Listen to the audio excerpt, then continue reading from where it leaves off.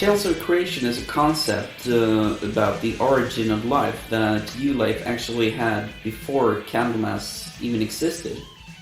Yeah, it was like I wrote this story about the origin of life between Nemesis and Candlemass, I think it was, this year 84 to 85. So kind of in between bands. And I had this pretentious vein, I don't know, that I had to write this concept story about something. So me and a friend, we recorded a few demos for us, and but later on, I mean,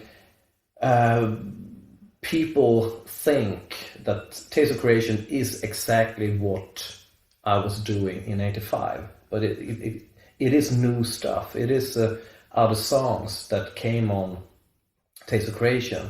The demo stuff is different. I mean, Dark Reflections is a double bass drum blaster on the demo, but here it is a up-tempo track that is, you know, really different. That's really good. Yeah, it's really good. And, you know, Under the Oak is on here, and Under the Oak was on Epicus as well. Because Under the Oak was the only one we kept from my Tales of Creation demo. That's the only track that the other guys thought was any good. So Under the Oak came on Epicus. But here we couldn't exclude Under the Oak from Tales of Creation because it was part 4.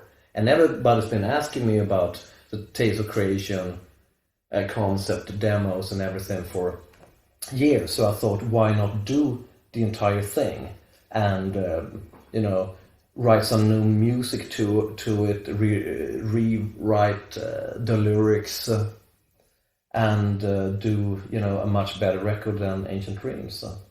Well, why didn't you continue with the Tales of Creation concept when Candlemass started? Why didn't that happen until people didn't like years it. later? The guys in the band didn't think it was any good. So we wanted to be heavier.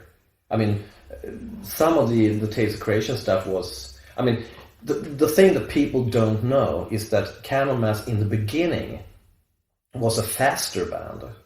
We were pretty inspired by Anvil. We loved Anvil with, you know, Metal and their, you know, 666 track. We loved Accept, you know, Breaker, and that shit. And we loved Venom. So Candlemass was pretty heavy in the beginning, but we were also pretty fast with, you know, quite a few 50-50, but we wanted to be heavier. So we got heavier by the day. So we took out all the fast stuff when we recorded Epicus. So we wanted just the heavy things, and Under the Oak is really, really heavy, so we used that. So that's the thing. And with Tales of Creation, we use Into the Unfathomed Tower also. That's a typical Candlemass track, you know, in the beginning, very fat, because Mats Ekström, he loved to play double bass drum. You know that, Messiah. Yeah. He used to play drum solos in every song. And Yeah, he hated to play Solitude. It's so boring playing that song, and I was like, this is the best song, what are you talking about? Yeah. He always tried out new stuff. When he learned a song, when we rehearsed a song, he always changed his way of drumming. So he played mistakes. And I said, why? We have rehearsed this song now, and we know it. So why do you fuck up? I said, because I'm bored. I want to change my way of playing, so keep it interesting. But then you miss. For who? So why then rehearse? I mean, you rehearse for, you know, to play something to make it perfect. That's the, you know. It's interesting, this instrumental song, though. I can never know really where the difference goes between all these parts. I don't know it either. I wrote it. It sounds good. Oh yeah. I wanted, you know, subtitles and stuff, but this is the shortest track, you know, on the record. But it's got like 7 or something. Leif just told me, Lasse, you can play the guitar through the whole fucking song. Yes. Yeah, I remember you were like sweating like crazy. Yeah, it was doing guitar solo. solos the whole fucking song. I don't know about you, Lars, but I actually think that you play the best solos on this album. Actually, on Tales of Creation, I mean, your solo on On who? a Taylor creation is fucking amazing. I should listen to that maybe. Thank you. But on this Tales of Creation album, we finally got into a good studio with Mats Lindfors and Dr. Lindfors. Finally, we did it. Yeah, but one thing, do you remember this? Because he had a vision about the sound on Tales of Creation. I don't know if you guys remember. He had a vision about the sound on Tales of Creation. So he just wanted us to use one guitar. Just one guitar. And I mean, this was Candlemass. We got 2 guitar players, you know, no question about it. We got Mappe and we got Lars. He was going to be on vacation. And he just wanted one guitar. And we were it doesn't make sense, Mats. What do you mean? I promise, guys, this will sound amazing, he said. He just made up that sound because he recorded Noren before that. Yeah, and everybody came down to the studio, you know, our manager, you know, our friends, everybody said, sounds good stuff, but sounds a bit weak. Where are the guitars? It's supposed to be like this. And we were like asking them, please, Mats, can we put another guitar on there? No, I got a vision about this record. I know what it's going to sound like. Please. And we're coming back to him, begging him to put the guitar on. He was fucking guitar. And he was the boss in that studio.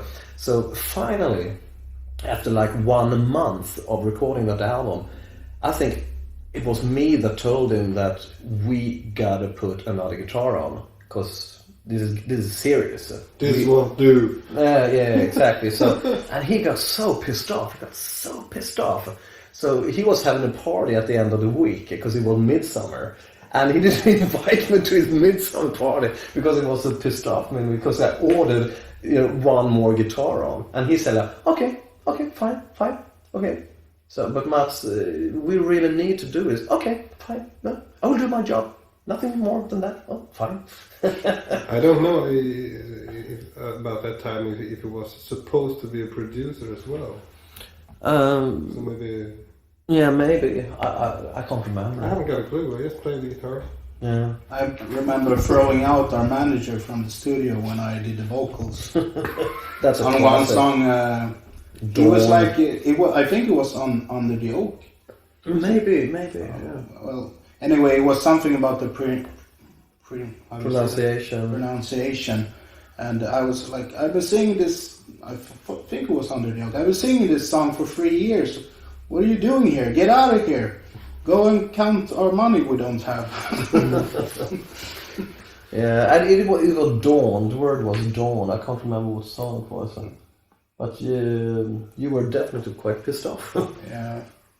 But, you know, with all this touring we did and putting ourselves in debt to the record company, I mean, we've never been like enemies or stuff like that, but we definitely got bad vibes when the situation was like it was, you know, with selling a lot of records and not getting paid and stuff like that. I think we toured too much. We toured up all the money. Toured up the money. Yeah, I think Yeah. so. I mean, when I meet the guys in Helicopters and other bands, they don't see any money. I mean, they sell as much records now as we did back then. They don't see any money. Huh.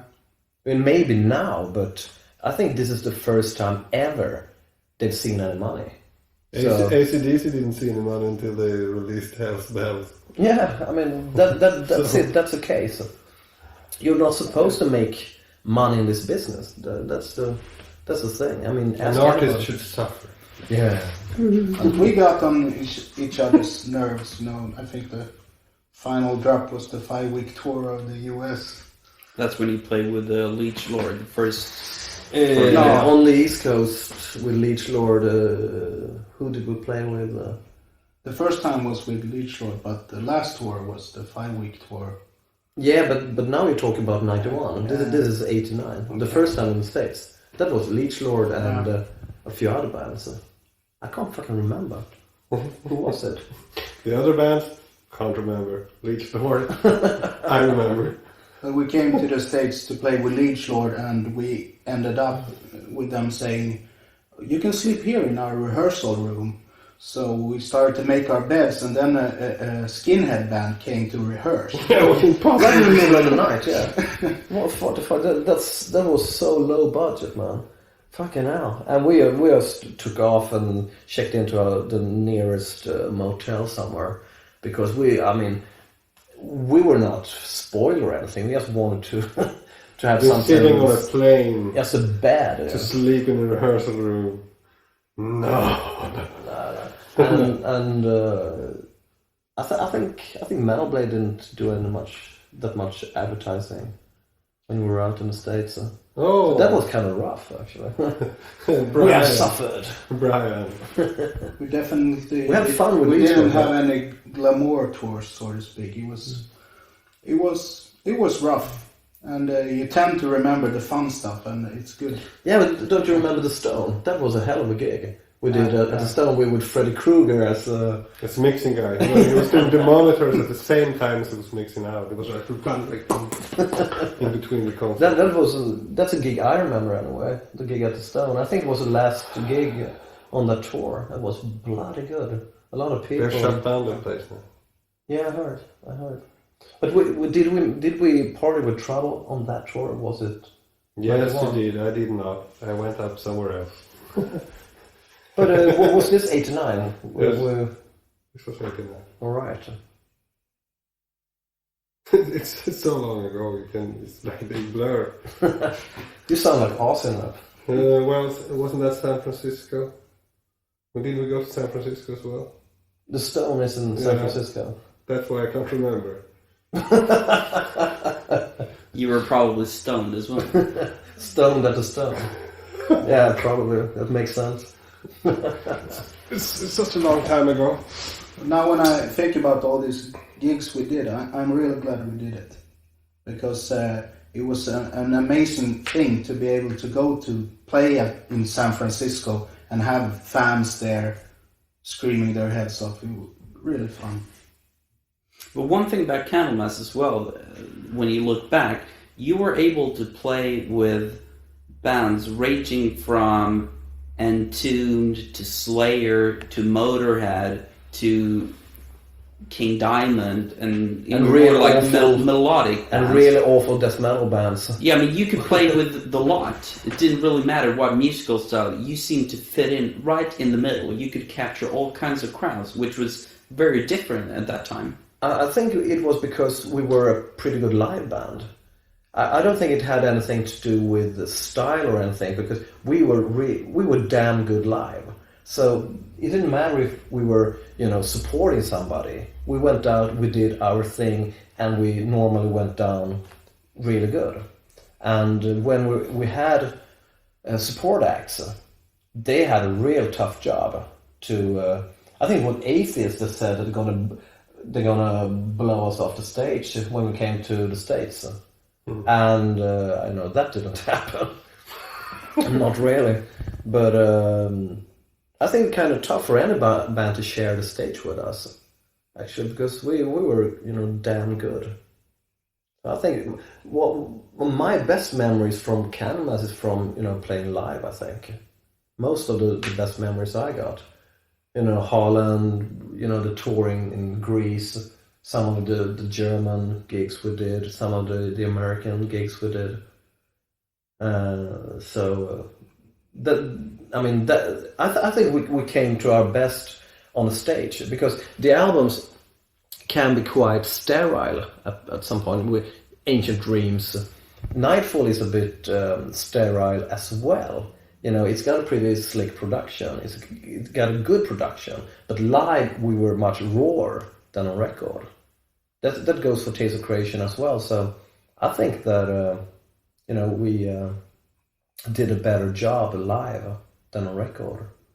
And one thing that I recall as well is that you mostly played with bands that were faster and whose sound was, blurry, that kind of thing. Whereas you stood out because you were so heavy that you could have a good sound even under pretty bad circumstances. Yeah, and I think that yeah. helped Candlemass a lot live. Yeah, I think that has something to do with it, because we had played so much live, so we didn't care if we didn't have monitors on stage. You know, we were, you know, supporting a lot of bands, and when you support, sometimes you don't get monitors. So we didn't need the monitors. We just cranked it up on stage and we went for it, and we always sounded good. And I mean, that ability and you know, Messiah's ability to sing the shit out of a microphone. I mean. Did you break like 10 microphones a tour or something like that? Yeah, I had a thing for mic stands. I like to bend them. Oh my god. Ended up paying for a lot of... at the end of tours... Our per diems, perhaps? Yeah. At the end of tours, people used to get per diems, you know, a little... Pocket money. Yeah, pocket money. I never got those. I had to pay for mic stands. Oh my god, it's all coming back now.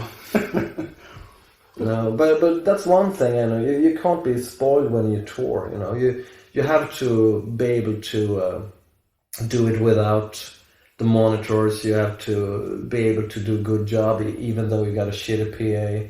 You have to do a good job on stage, even if you have 10 people in a crowd. I think a gig in Newcastle, well, it was Newcastle, wasn't it? With Venom were there, and maybe 20 other people and a dog, but we went up there, and I think we did one of the best gigs on that tour, actually. That's because we were, you know, okay, we don't give a damn. We drink a few beers and we go up and we, you know. Let's go up and rehearse, boys.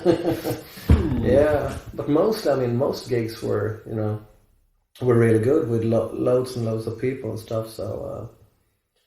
I don't regret anything, actually. I mean, a few things, perhaps. But... Looking back now, how do you view Tales of Creation today? I think it's a pretty good record. I think it's a much better record than Ancient Dreams. So I'm pretty pleased with it. It's only one track I can't stand on it. It's Edge of Heaven. I think it sucks big time, but most of it is pretty good. Somewhere Nowhere, I think, is maybe one of the best tracks. That's a bit underestimated. Really heavy one. I like that. Yeah. That song. So what do you think, Lars? What do you think, Messiah?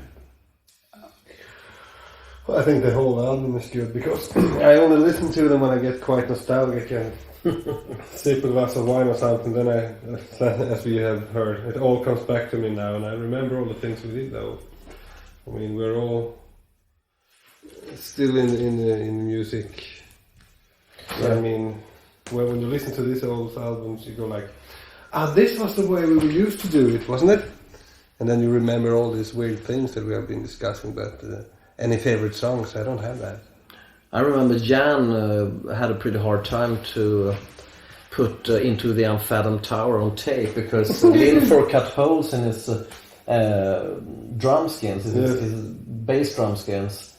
So the clubs didn't bounce. Yeah, and lost you need the to air have pressure in the bass drum. Yeah, you have to have the clubs bouncing if you're gonna play real fast. And they didn't bounce the clubs because there were holes in the bass drum. So he could, and after 2 takes, he were, you know, so pale and sweaty, and you know, he just wanted to go and puke somewhere. I think Lindfors did a pretty good job when he edited. A few takes together to save the drums. So. And that was before digital editing. So now we can do anything. Yeah, and we forgot the vocal melody to A Tale of Creation. So we rehearsed it with this vocal line, and we couldn't remember it when you were going to sing the lyrics to it. And we were like, how was it? But it came out pretty good.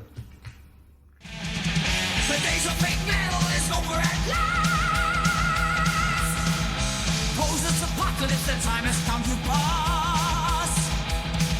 In denim and leather we are ready to attack. The past is now present, real metal is back.